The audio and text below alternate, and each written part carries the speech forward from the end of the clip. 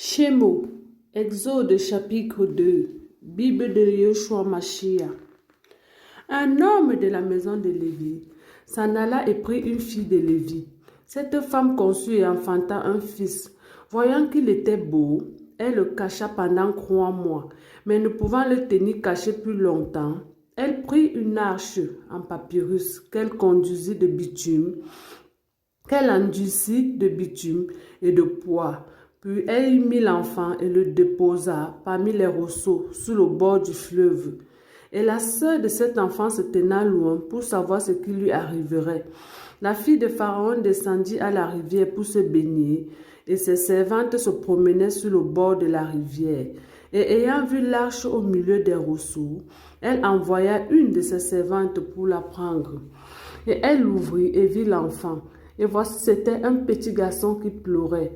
Elle en fut touchée de compassion et dit, « C'est un enfant des Hébreux. » Alors sa sœur dit à la fille de Pharaon, « Veux-tu que j'aille te chercher une nourrice pour les femmes, parmi les femmes des Hébreux, afin qu'elle allaite cet enfant pour toi ?» La fille de Pharaon lui répondit, « Va !» Et la jeune fille s'en alla et appela la mère de l'enfant. Et la fille de Pharaon lui dit, « Amène cet enfant et allaite-le pour moi, je te donnerai ton salaire. » Et la femme prit l'enfant et l'allaita. Quand l'enfant fut devenu grand, elle l'amena à la fille de Pharaon. Et il fut pour elle comme un fils. Elle l'appela du nom de Moshe, parce que, dit-elle, je l'ai tiré des eaux. Or, il arriva en ce temps-là que Moshe, étant devenu grand, sortit vers ses frères et vit leurs travaux forcés. Il vit un homme égyptien qui frappait un homme hébreu, un de ses frères. Et ayant regardé ça et là, et voyant qu'il n'y avait personne, il tua l'Égyptien et le cacha dans le sable. Il sortit le second jour et vit 2 hommes hébreux qui se querellaient. Il dit au coupable, « Pourquoi frappes-tu ton frère ?»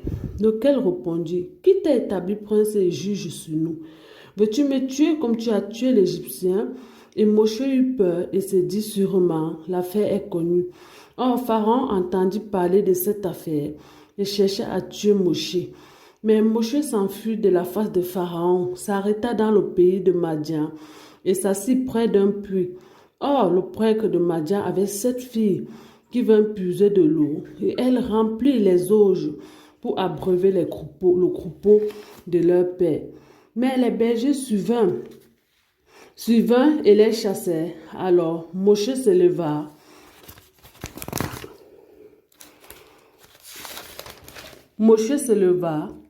Sauva et fit boire leur troupeau. Et quand elle fut revenue chez Rouen, leur père, il leur dit, « Comment se fait-il que vous soyez revenus si tôt aujourd'hui ?» Elle répondit, « Un homme égyptien nous a délivrés de la main des bergers. Il a même puisé de l'eau pour nous et a fait boire le troupeau. » Il dit à ses filles, « Où est-il? Pourquoi avez-vous laissé là cet homme? Appelez-le et qu'il mange du pain. » Et Moshe consentit à demeurer auprès de cet homme, qui donna sa fille Séphora à Moshe.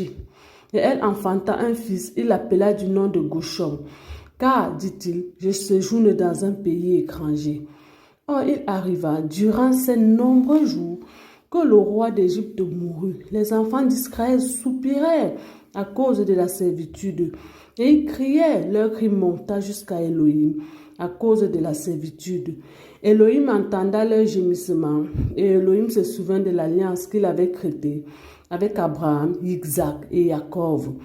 Elohim regarda les enfants d'Israël et Elohim sut. Béni soit le